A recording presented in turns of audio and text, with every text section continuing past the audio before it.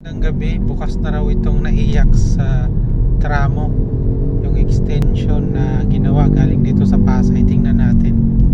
And guys, andito na ako ngayon sa may EDSA, packet ng tramo Pasay papunta ng Andros Avenue. Ayan, nasa overpass na tayo, pa-overpass. Ayan o, NAIA, T1, T2, SM MOA. Titingnan natin, pagbaba nito, doon na yung simula nung NAIA extension. Ayan guys, pababa na tayo. So ito guys, bukas na nga. O ayan o, ito yung matagal ko nang binablog at tinatrabaho ko talaga ito na mabuksan na. Kasi malaking tulong ito dito sa may tramo, yung bang traffic. Tingnan natin yung kahabaan kung okay naman. Sa ilalim kasi nito maraming tricycle at saka yung mga pedicabs.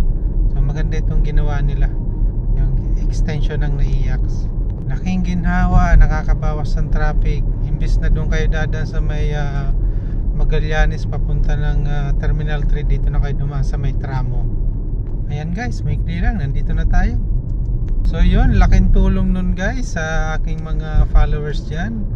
Galing kayo ng EDSA, kaliwa kayo ng tramo, ng overpass. Pagbaba nyo, akyat na ulit kayo papunta ng Terminal 1 saka Terminal 2.